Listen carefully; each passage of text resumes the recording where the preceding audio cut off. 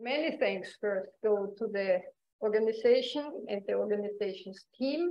I'm so happy that I can be here, and I have heard such a lot of interesting things, and I only can follow the words of Pedro.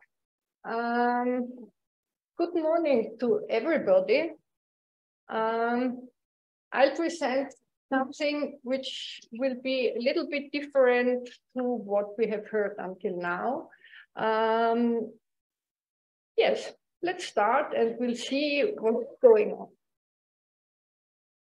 The invention of sound recording has changed the handling, for instance, music completely.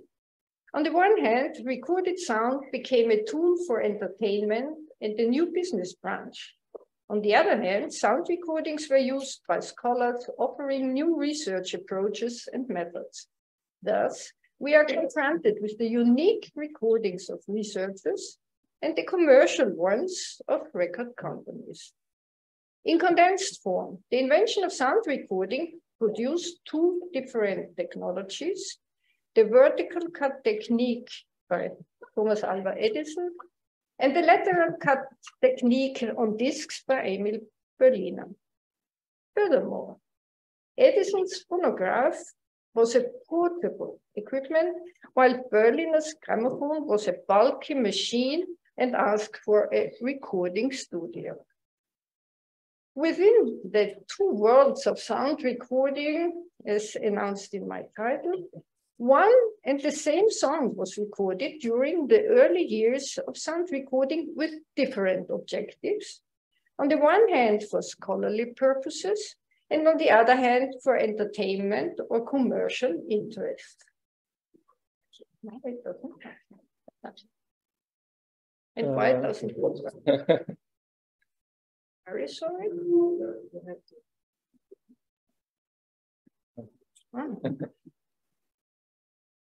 I would like to contrast three recordings of the Croatian song To HRZZ Utedirno, recorded by Milan Rešeta in 1901, by Josip Široki in 1913, and by Edison Penkala in 1931, in various aspects, mainly the circumstances and targets which led to the respective recording. Pedro already mentioned our complete edition of the historical collections in the Phonogrammarchiv, and the two recordings by Rešeta and Široki are taken from this publication, and these recordings are part of the collections in the Phonogrammarchiv. And the third recording, as you see, I have found on the website of the project here. You will be rather astonished because these recordings have a completely different sound than what we have heard on historical recordings until now. It's much more close to that what was possible at that time. And the recording machine used in the Phonogrammarchiv was the so-called Archivphonograph, which was a recording equipment recording with vertical technique, but not on cylinders, but on discs for archival purposes. This is a big story, but not the topic of today. You just have to take it, just to make you aware of what you will listen to in the next second. And I only can ask you to try to focus on the content and not on the background noise, but everything is going together. So hopefully it works.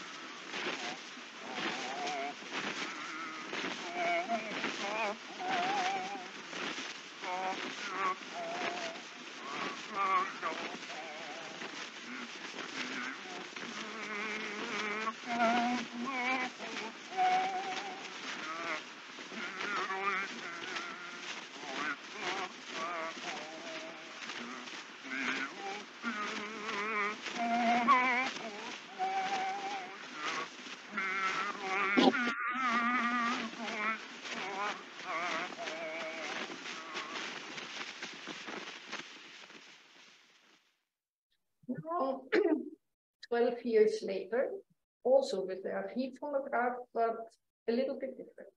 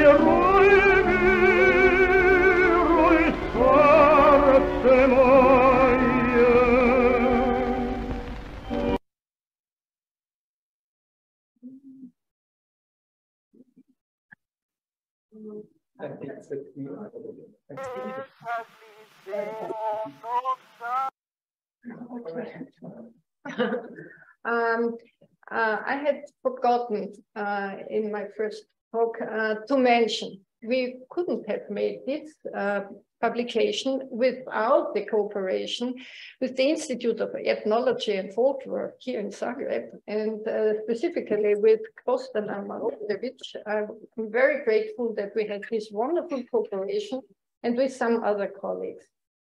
Now, some information to the recording. This was our first recording, Milan Rezeta. As you see, Milan Rezeta recorded himself singing this song during his field expedition in 1901. Rezeta studied classical philology and Slavic languages in Vienna and Graz, and was appointed to the Vienna Chair of Slavic Philology in 1908. He also was a member of the Balkan Commission of the former Imperial Academy of Sciences. The Balkan Commission again supported the foundation of the Phonogrammarchiv in 1899, and thus Rezeta got in contact with the Phonogrammarchiv and raised interest in the new technology and sound recording. He expected interesting and new results in his research for dialectical orders and therefore asked for this new equipment. His expedition is one of the three which took place in 1901, the first time to bring the newly invented Archivphonograph in the field and to test the machine's capacity. Rezeta was convinced of the additional benefit of sound recording in the field of linguistics. On the picture, you see the original documentation as it was used in the Phonogrammarchiv, and this is a photo from the studio from the first type of Archivphonograph. You can imagine that it was a huge equipment. Its weight was about more than 45 kilograms, which have to be brought to the places. And we have seen yesterday a picture about the railways around the countryside here, and the railway stations were an important point where the could go there to make recordings, because otherwise they needed a donkey or another thing to bring this machine to the people. Reseta made 5 recordings comprising 2 folk tales, a description of Christmas folklore, a folk song, and 1 recording sung by himself. Unfortunately, there is no comment why Reseta really made this recording. Should it be a test concerning recording technique? Later on, he wrote in his comments that he was not satisfied with this new machine because of the huge weight, the painful handling, and the suspicion it aroused in the people he wanted to record. Josip Široki, too, recorded himself singing this song as part of his sound collection called South Slavic Folk Songs in 1913. He studied in Vienna, taking subjects in philosophy, mathematics, physics, philology, and pedagogy, but he also attended courses in music theory and musicology. Finally, he earned his doctorate in philosophy in 1909. In 1910, his interest in physics led him to the invention of his monochord, patented as universal tonometer, a device for acoustic measurement. Probably his various interests in acoustic instruments and music led him to the Phonogrammarchiv, where he started a cooperation. Between 1913 and 14, he recorded there 2 collections, namely the South Slavic folk music and the dialect of Virya in Croatia. Interrupted by World War I, he continued and augmented his work from 1917 to 20, this time recording in his native village, Virya. Josip Široki compiled a systematic collection of South Slavic folk music, as it was announced in the annual report of the Phonogrammarchiv by its former director and founder, Sigmund Exner. But this collection is outstanding and astonishing in many respects. Široki was the project leader, the performer, and the sound engineer. A truly singular situation in the history of the archive. Although the circumstances were unique and somewhat strange from today's point of view, the collection, comprising 81 recordings, forms an outstanding corpus. You see here again the original documentation, and you see type 4. There were type 2, type 3, type 4. They made the recording device for better use with lighter weight, and that was it. The recording of Trojes Rutse Utedirno took place on the 8th of July 1913 in the studio of the Phonogrammarchiv, using the Archiv Phonograph Type 4, an enhanced lightweight version. This love song is one of many he had sung, but he also recorded patriotic songs and anthems, drinking and humorous songs, but also wedding and round dance songs from different regions. A further large part of his collection made in the Phonogrammarchiv comprises language recordings, starting with the pronunciation of consonants and vowels, types of accent, but also voice expressions like signals for animals or local greeting forms. He imitated the speech of a peasant or recited a folk tale. He also played different instruments. It might be concluded that Široki made sound recordings for documentation purposes and used them for analyzing differences in sound patterns. This widespread repertoire leads us to the strategy and program of record companies.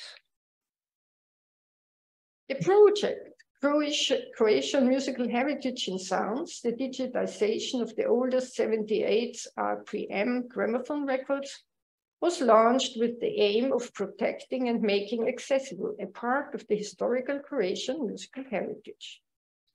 The project's website now offers the possibility of listening to the early music and speech recordings, viewing labels, and finding information about valuable metadata, like information of the content, biographical notes, or matrix and production numbers. I visited this website and found a recording of the song HRZZ und Dirno, which is labeled as a Croatian song, performed by the artist Josip, followed by the publisher's numbers.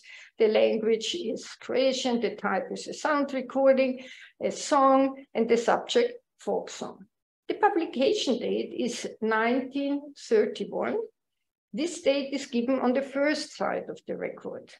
The label is Edison Bell Electro, and the record company is Edison Bell Penkala. Thus, this recording probably was made in Zagreb. But a look in the internet showed that Josip Batistic made recordings already earlier for other labels.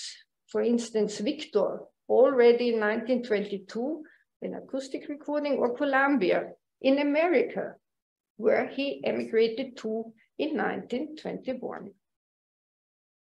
The recording, which was taken as reference here, is the version with instrumental accompaniment made in the electric era, which allows a much better sound quality than the recordings of Rashida and Cherokee. Anyway, this song must have been very popular and widely known, otherwise it won't have been chosen for a recording session. The tenor Batistic also must have been affectionate for this new technology and for the idea behind to reach a wider audience than only acting on the stage. As has been pointed out, these three recordings were made for various purposes. First, for the interest of scholars, to analyze tempo, rhythm, accent, or timbre, for comparative studies, to have a sounding proof of what had been performed, and to keep those recordings for further research. Secondly, for commercial interests, to reach a large audience and to offer entertainment for a wide public. I would like to propose some questions when discussing the two worlds of sound recording. First question. Do early commercial and unique scholarly-driven recordings mirror cultural activities? To some extent, yes. The main focus of the record companies was to produce recordings which could be sold. Even considering this fact as a limitation, we have to admit that the recorded repertoire mirrors the general taste of music at that time. Recordings for research purposes were driven by the scholar's interests, for instance, to document the typical repertoire of a community. Being active in rather remote places and working with the time partly not well known people, the scholar's interest and cooperation with these performers could make them aware of their musical treasures, not only for themselves, but also for foreigners. Both kinds of recordings mirror cultural activities in their specific surroundings. Another question, are there any borders between commercial and non-commercial recordings? In the very beginning, the recording situation in both cases was rather similar. The performers had to act in an unusual posture in comparison with live performances. They had to put the head to the horn, we have discussed that already, had to sing loudly in a clear pronunciation or articulation, at least in the acoustic era. These requirements mostly changed in the electrical era. But there are borders when taking the different purposes into account. In case of research, the main focus was on documenting cultural activities as they were executed in the moment, not necessarily perfect, although the items were tested and trained before in the very early time, they had to do that because the recording time was only 2 minutes. And researchers were interested in a valuable recording, so they really wanted to know, wanted to have on the record what they wanted to know. So they had to test and train before. The commercial recording asked for a perfect professional performance. Famous personalities performed an outstanding repertoire. The scholars made the recordings for their own research. In the best case, they cooperated with research sound archives and deposited their recordings there. Record companies were eager to sell their products. Thus, the discs were owned by private persons. Countries which had run a dépôt légal already asked for the copies of the respective productions and thus collected systematically the recordings which were produced in the respective country. Concerning the accessibility, some similarities arose. For quite a long time, the early recordings were hidden for others than the owners or the scholars. But times have changed. The interest, as we see in historical recordings, increased.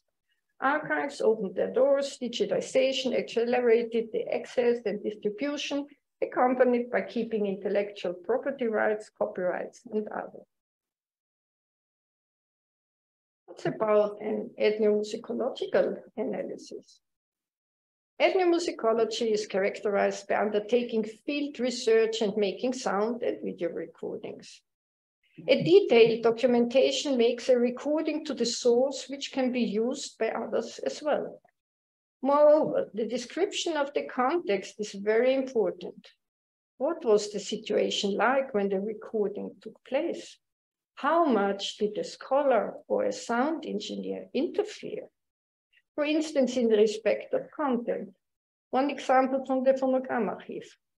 Rudolf Trebitsch forced the Inuit of Greenland to sing a song which was forbidden by the missionaries, but was of great interest for the scholar, an awkward discrepancy for the performers. Such an exceptional situation probably didn't appear in the commercial context. But how much do we really know about the recording situation, about some force behind to produce a perfect recording? In any case, we have to look for some more information than those described on the disc labels or discographies. As a short conclusion, let's rethink the presented examples. Reshita started his fieldwork following a strict plan and goal. Following his report, he couldn't manage all steps as he wanted to do. Indeed, there were some inconveniences with the bulky machine, the fear of the people in front of the horn, or the search for a good performer. His singing into the horn evoked some reflection. Did he want to experience the recording situation? Did he want to test the sound quality in respect of his abilities?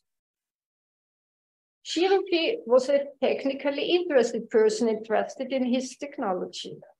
Moreover, he was a gifted person, a well-trained singer, and could experience with his voice. He also could play different musical instruments. Maybe his idea was to leave a documentation of the sound of his time, his taste and assessment. His collection and the circumstances seem a little bit strange from today's point of view. Nevertheless, Shiroki's collection was incorporated in the Phonogrammarchiv stocks. The shellac recording is not only a much younger document, but also a tasty one. The recording comprises a typical sound of Croatia, singing with accompaniment. I don't know anything about the circumstances. It was already the time of Croatian recording industry, which presumably shaped the contents of the sound. Another short example should underline differences and commonalities of the two worlds once more. You will hear the Croatian anthem sung by Shiroki in a solo version, certainly from 1913, and by the Croatian Typographic Choir Society, from 1907. Let's listen.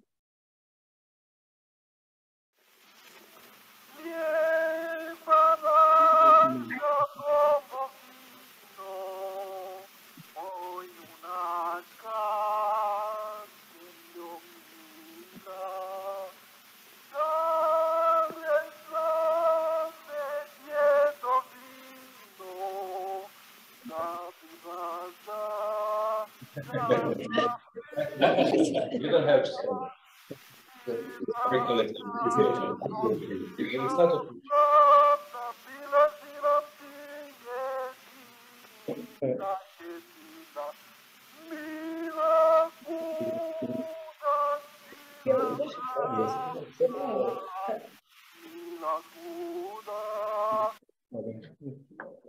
Just a short. Yeah, it's only one sentence, man. Just to find.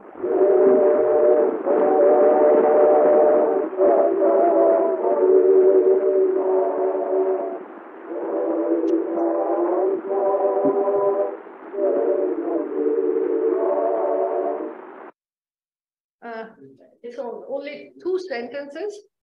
Which version represents more reality?